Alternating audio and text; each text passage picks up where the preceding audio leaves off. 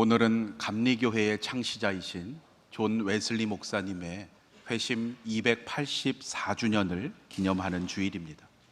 감리교인이라면 아마 해마다 웨슬리 목사님의 회심 사건에 대해서 들어오셨을 겁니다. 의기양양하게 떠났던 미국 선교에서 사실상 실패하고 도망치듯이 다시 영국으로 돌아온 웨슬리 목사님은 큰 실망과 낙심 가운데 있게 됩니다.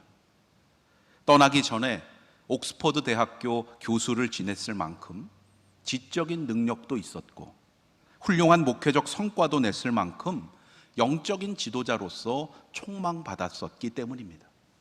그러나 이제는 그 모든 것을 다 잃었다고 생각하니 얼마나 상심이 컸겠습니까? 그러한 상황에서 그가 발걸음했던 곳이 모라비안 교도들의 모임이었습니다. 미국을 향해 가는 대서양을 건너는 뱃속에서 큰 풍랑을 만났을 때 웨슬리 목사님은 죽지 않을까 두려워하고 불안에 떨고 있었는데 저쪽 한켠에서 전혀 요동치 않고 하나님께 감사와 영광의 찬양을 부르던 기도하는 한 무리를 보며 충격을 받게 됩니다. 그들의 믿음이 나의 믿음과 무엇이 다르기에 이토록 차이가 나는가? 스스로 참된 믿음이 없음을 깨닫게 되면서 구원에 대해서 다시 돌아보게 되는 계기가 있었습니다. 그렇게 찾아갔던 1738년 5월 24일 그 모라비안 모임에서 웨슬리 목사님은 역사적인 회심 사건을 체험하게 됩니다. 그렇다면 그 회심 이후에 웨슬리 목사님께서 감당하셨던 설교 사역은 어떠한 변화가 있었는가? 우리는 대개 웨슬리의 회심 사건에 대해서는 많이 들어왔지만 그 회심 이후에 웨슬리 목사님이 선포한 설교에 대해서는 사실 들을 수 있는 기회가 많지 않았습니다. 물론 지금과 시대적인 간격이 크다는 것도 이유가 될 것이고 영문을 번역해서 우리말로 전해야 하는 설교의 제한과 어려움도 분명히 있습니다. 그러나 우리는 감리교인으로서 감리교회의 신앙 교리의 근거가 되는 웨슬리 목사님의 설교에 보다 관심해야 할 필요가 있습니다.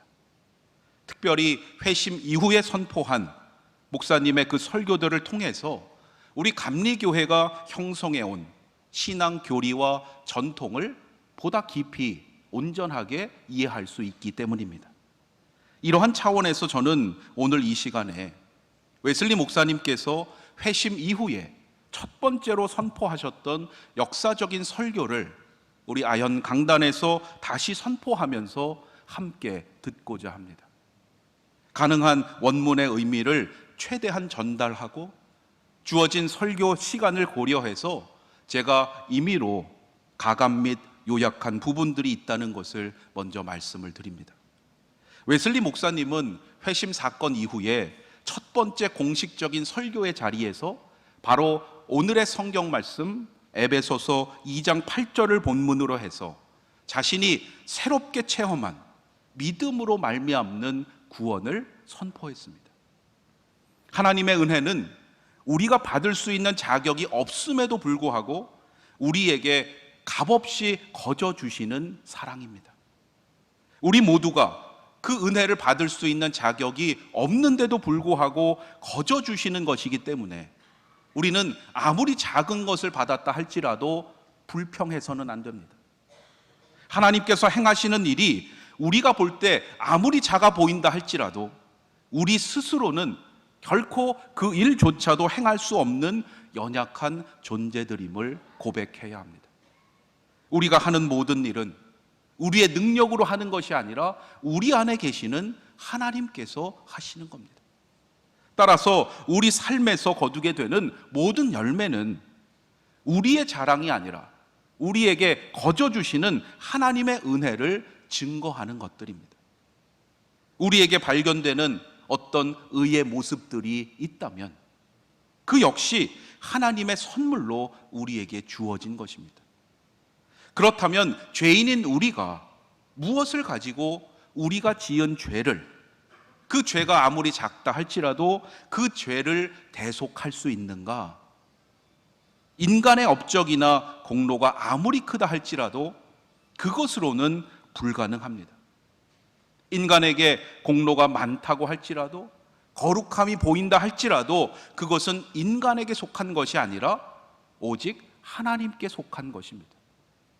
인간은 세상 유혹에 빠져서 죄에 물들기가 쉽고 그 마음이 가증해서 하나님의 영광에 이르기가 어렵습니다. 태초에 하나님께서 자기의 형상을 따라 우리에게 주셨던 그 영광스러운 의가 지금 우리에게는 결여되어 있습니다. 그러므로 우리에게는 하나님 앞에 내놓을 수 있는 아무런 공로도 없고 의도 없습니다.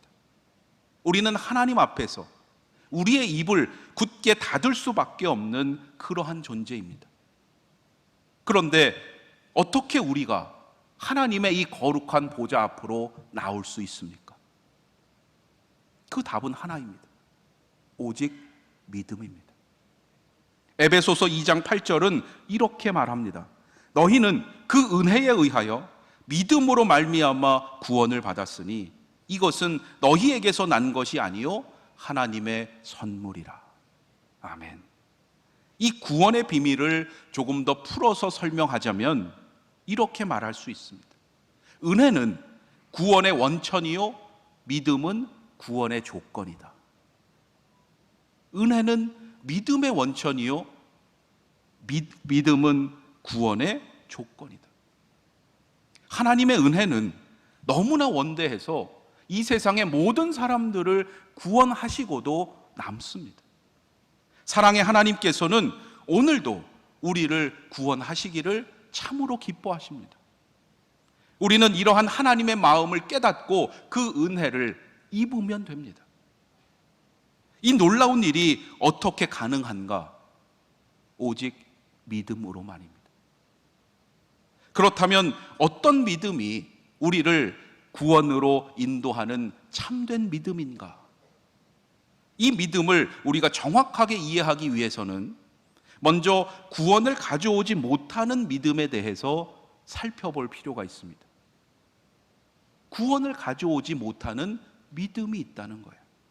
첫째로 구원을 가져오지 못하는 믿음은 하나님께서 계신 것과 그분을 찾는 이들에게 상 주시는 분임을 아는 믿음입니다. 이것은 믿음의 일종이기는 합니다. 하지만 이러한 믿음은 하나님에 대한 막연한 이해에 기초해 있는 믿음에 불과합니다. 예를 들면 오랜 세월 우리 민족에게 뿌리 내려온 옥황상제라는 존재가 있습니다. 세상을 주관하는 어떤 신적인 존재가 있어서 선한 자에게는 상을 베풀고 악한 자에게는 벌을 내린다는 생각, 그러한 막연한 차원에서 하나님을 생각하는 믿음입니다. 이러한 믿음은 구원을 받는 참된 믿음으로 나아가도록 하는 실마리는 될 수 있지만 그러한 믿음 자체가 구원으로 인도하는 참된 믿음은 아니라는 겁니다. 둘째로 전능하신 하나님을 알고 예수 그리스도를 알고 모든 성경이 하나님의 영감으로 된 것도 아는 믿음. 앞서 말씀드린 그 믿음보다는 더 진전된 형태의 믿음이긴 하지만 역시 이러한 믿음도 구원을 가져다 주지 못합니다. 왜 그렇겠습니까? 그저 아는데 그치는 믿음에 불과하기 때문입니다. 아직 구원에 이르는 온전한 믿음에 이르지 못한 겁니다. 성경에 보면 마귀도 이러한 차원의 믿음은 가지고 있었다는 것을 우리에게 보여줍니다. 누가복음 4장 34절에 보면 마귀가 예수님을 처음 만났을 때 했던 말을 이렇게 기록합니다.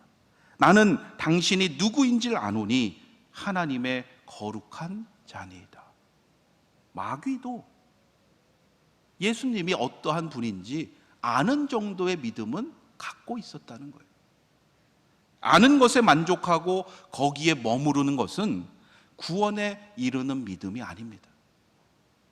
구원에 이르는 참된 믿음은 아는 것을 삶에서 행하는 데까지 나아가야 합니다.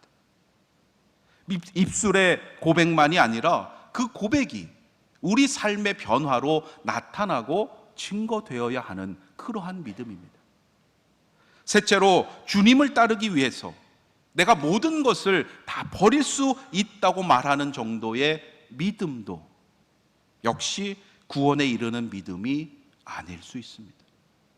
예수님의 처음 제자들은 기적을 행하고 질병을 치유하고 귀신을 내쫓으면서 주님의 복음을 전했던 귀한 믿음의 사람들이었습니다. 지금 우리 주변에서 그러한 믿음의 소유자들을 본다면 대개 대단한 믿음의 사람들이라고 칭찬할 것입니다. 그러나 놀랍게도 그렇게 대단해 보이는 믿음 역시 아직 온전한 구원에 이를 수 있는 참된 믿음은 아니라는 겁니다. 예수님의 제자들을 생각해 보십시오. 그들은 훌륭한 믿음을 소유한 이들처럼 보였지만 예수님께서 그들을 향해서 믿음이 없는 세대라고 분명히 책망하셨고 겨자씨 하나만도 못한 믿음의 소유자라고 말씀하셨습니다. 그렇다면 우리를 구원에 이르게 하는 믿음은 과연 어떠한 믿음인가? 우리를 구원에 이르게 하는 믿음은 바로 그리스도를 믿는 믿음입니다. 그리스도를 믿는 믿음이 우리를 구원에 이르게 하는 겁니다. 이 믿음은 믿음의 대상인 하나님에 대한 그저 막연한 믿음이 아닙니다. 머리로만 알고 이해하는 데 머무는 생명이 없는 사변적인 믿음이 아닙니다. 이 믿음은 한마디로 우리의 삶 가운데서 온 마음으로 그리스도를 믿는 믿음입니다. 이 믿음에 대한 성경의 증언을 들어보십시오. 로마서 10장 9절로 10절의 말씀입니다. 내가 만일 내 입으로 예수를 주로 시인하며 또 하나님께서 그를 죽은 자 가운데서 살리신 것을 내 마음에 믿으면 구원을 받으리라. 사람이 마음으로 믿어 의에 이르고 입으로 시인하여 구원에 이르느니라. 아멘. 이 구절은 우리가 구원에 이르는 길을 자세히 설명하고 있습니다. 그것은 바로 하나님께서 독생자 예수 그리스도를 이 땅에 보내셨고 그를 죽은 자 가운데서 살리셨다는 것을 온 마음으로 믿는 겁니다. 이러한 믿음을 가진 사람은 하나님께로부터 의롭다 여김을 받게 되고 이 땅에서 의인의 삶을 살아가게 됩니다. 그 사람의 입술에서는 예수님이 나의 주님이시라는 그 고백과 찬양이 늘 떠나지 않습니다.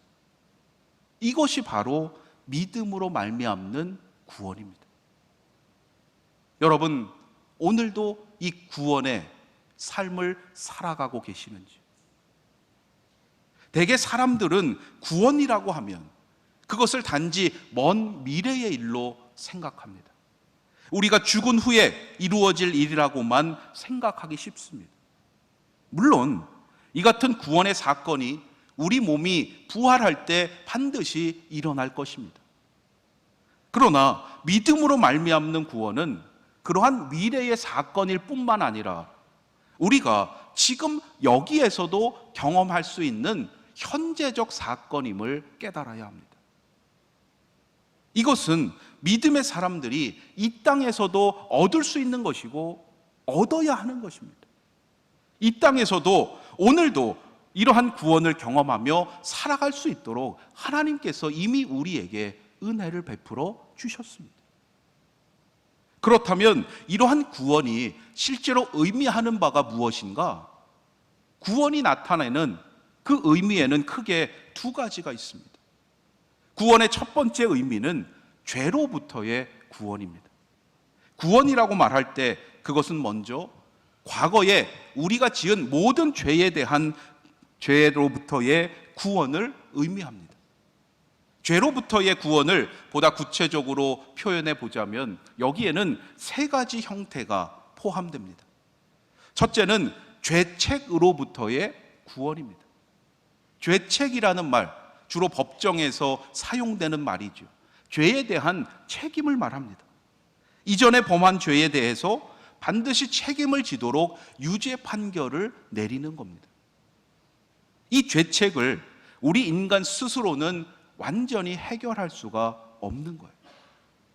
왜냐하면 이미 모든 인간들이 죄에 물들어 있기 때문에, 이렇게 죄에 물든 인간이 자기의 죄를 스스로 감당할 수가 없기 때문입니다.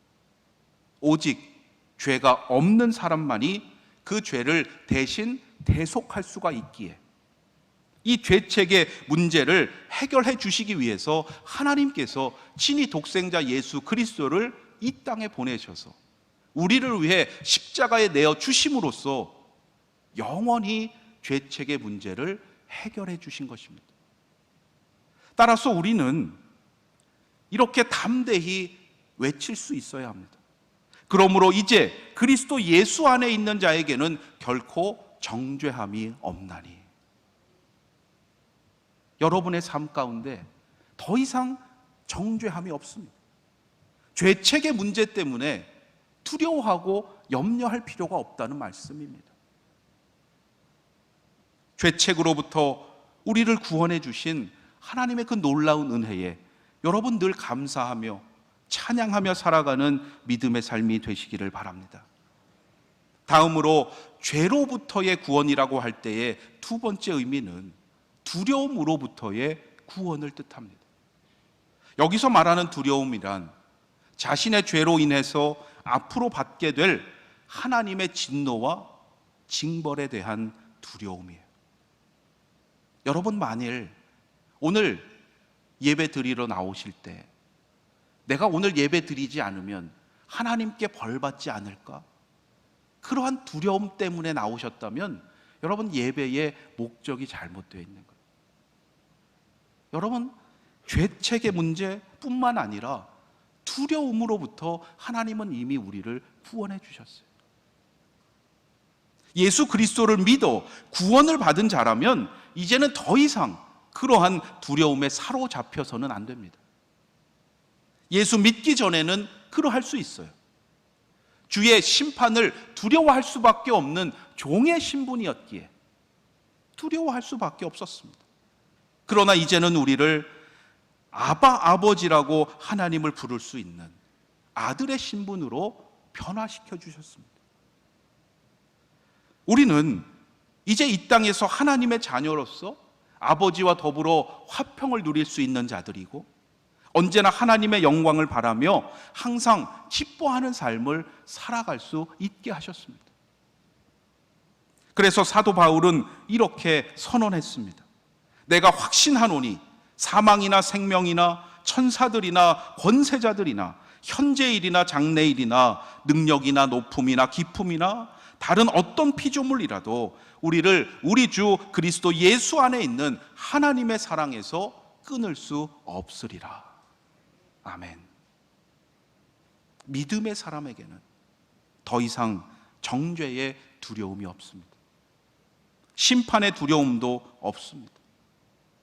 영원한 하나님의 사랑에서 끊어지지 않는 은혜의 삶을 살아가는 여러분 되시기를 주님의 이름으로 축원합니다.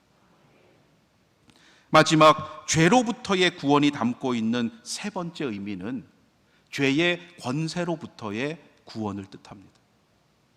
과거에 지은 죄로부터의 구원, 현재의 두려움으로부터의 구원뿐만 아니라 앞으로 있을 수 있는 죄의 영향력으로부터도 하나님은 이미 우리를 구원해 주셨다는 겁니다. 이는 앞으로 우리가 더 이상 죄를 짓지 않을 수 있다는 것을 뜻합니다. 나는 연약한 존재인데 어떻게 죄를 짓지 않을 수 있습니까? 그리고는 죄를 지어도 포기하고 넘어가서는 안 된다는 말이에요. 성경은 분명히 선포하고 있어요. 하나님께 난 자마다 죄를 지을 수 없는 일. 이 말은 우리가 하나님의 자녀임을 깨닫고 믿음으로 나 자신을 지키는 한 결코 죄를 짓지 않도록 우리를 이미 구원해 주셨다는 거예요. 여러분, 혹시 죄를 짓게 되면 죄를 짓고 나서 회개를 하는 것 필요합니다. 그러나 믿음의 인생에서 더욱 중요한 것은 처음부터 죄를 짓지 않는 거예요. 죄를 짓지 않도록 이미 하나님께서 우리에게 은혜를 주셨어요. 회개하면 되지. 그러고 마음대로 살면서 죄를 짓는 사람이라면 그러한 회개는 진정한 회개가 아닙니다. 그것은 하나님의 용서와 사랑을 악용하고 있는 거예요. 우리는 어떻게 해서든지 죄를 짓지 말아야지. 하나님께서 이미 나에게 죄의 권세로부터 구원해 주셨음을 선포하면서 몸부림치며 최선을 다해야 합니다. 여러분, 그것이 믿음의 사명이에요. 죄의 권세로부터 이미 구원해 주신 이 하나님의 놀라운 은혜를 늘 기억하는 사람은 함부로 죄를 지을 수 없어요. 날마다 믿음으로 하나님의 은혜 안에서 나 자신을 스스로 지켜가시는 하나님의 자녀가 되시기를 간절히 소망합니다. 이처럼 구원의 두 가지 의미 가운데 첫째가 죄로부터의 구원이었습니다. 다음 두 번째 구원의 의미는 칭의에서 온전함에 이르게 되는 전 과정을 구원으로 이해해야 합니다. 구원은 칭의에서 시작해서 온전함에 이르는, 성화에 이르는 전 과정이 바로 구원입니다. 성경을 잘못 이해하게 되면 죄로부터의 구원이 마치 구원의 전부인 양, 죄로부터의 구원 받은 것에 만족하고 그것을 구원의 완성으로 오해하게 됩니다. 그러나 죄로부터의 구원은 죄로 인해 죽을 수밖에 없는 자가 하나님의 자녀가 되었다는 의미에서 구원의 완성이라고 할 수는 있습니다. 그러나 그것이 끝이 아니라 동시에 이제부터 하나님의 거듭난 자녀로서 계속해서 성장하고 자라나야 한다는 점에서 그러한 구원은 구원의 본격적인 시작인 셈입니다. 따라서 구원은 하나님께서 우리를 하나님의 나라에 이르게 하시기까지 온전한 의로움으로 이끄시는 전 과정입니다. 에베소서의 말씀에서 그러한 의미를 깨달을 수 있습니다. 우리가 다 하나님의 아들을 믿는 것과 아는 일에 하나가 되어 온전한 사람을 이루어 그리스도의 장성한 분량이 충만한 데까지 이르리니. 우리는 그리스도의 장성한 분량이 충만할 때까지 온전한 사람, 성화의 삶을 위해서 나아가야 합니다. 구원은 바로 이러한 과정 전체를 뜻합니다. 그런데 여기서 1차적으로 중요한 것이 바로 우리가 하나님께 의롭다 하심을 받는 거예요. 이것이 바로 칭의입니다. 하나님이 우리를 의롭다고 칭해 주시고 인정해 주시는 거죠. 이 칭의의 사건이 이 모든 구원의 과정을 여는 첫 관문이기 때문입니다. 그렇다면 이 칭의의 사건이 어떻게 일어나는가? 그것이 바로 믿음으로 말미암는다는 겁니다. 따라서 우리가 얻는 구원은 믿음으로 말미암는 구원입니다. 믿음으로 말미암아 하나님께 의롭다 하심을 얻고 온전한 사람이 되어가는 구원의 은혜가 이미 우리 가운데 있습니다. 이미 우리에게 주셨습니다. 그런데 이 구원의 진리를 전하는데 주저하고 방해하는 사람들이 있습니다. 믿음으로 구원받는다고 하면 오히려 그것이 사람들로 하여금 더 죄를 짓도록 조장하는 것 아닙니까? 구원에 있어서 인간이 어떤 공로를 쌓는 것이 전혀 필요치 않다면 인간이 너무 무력한 존재가 되는 것 아닙니까? 이러한 형태의 교묘한 논리를 주장합니다. 그러나 우리는 그러한 주장들이 허구임을 분명히 알아야 하고 오직 하나님의 말씀인 성경에 귀를 기울여야 합니다. 믿음으로 말미암는 구원은 이 세상 모든 이들에게 열려있는 진정한 복음입니다. 이것은 돈 없이 값 없이 살 수 있는 진정한 은혜입니다. 어떠한 죄인이든지 용서받을 수 있는 진정한 사랑입니다. 선지자 이사야는 당시 세상을 향해서 이렇게 외쳤습니다. 오호라, 너희 모든 목마른 자들아 물로 나아오라. 돈 없는 자도 오라. 너희는 와서 사 먹되 돈 없이 값 없이 와서 포도주와 젖을 사라. 오늘 이 시대에도 이 생명의 복음이 모든 이들에게 들려져야 합니다.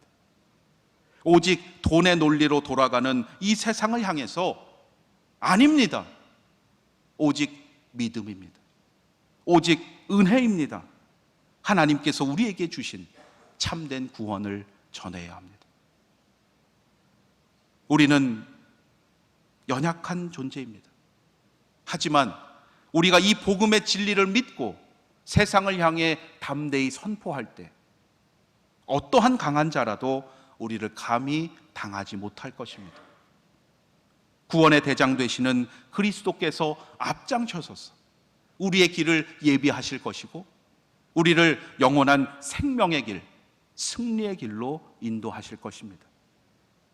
오늘도 우리로 하여금 이러한 믿음의 인생을 살아가게 하시고 풍성한 구원의 기쁨을 날마다 누리게 하시는 우리 하나님께 감사와 찬양과 영광을 돌리는 아현의 성도님들이 다 되시기를 주님의 이름으로 축원합니다. 기도드리겠습니다. 하나님, 부족하고 연약한 저희들을 하나님의 자녀로 택하여 주시고 이처럼 믿음의 인생을 살아가도록 은혜 베풀어 주심을 감사를 드립니다. 하나님께서 선물로 주신 이 놀라운 믿음과 은혜의 삶에 늘 감사하는 자 되게 하시고 믿음으로 말미암는 구원을 이 세상에 담대히 선포하며 풍성한 구원의 기쁨을 누리는 우리 모두가 되도록 인도하여 주시옵소서. 우리 주 예수 그리스도의 이름으로 기도드립니다. 아멘.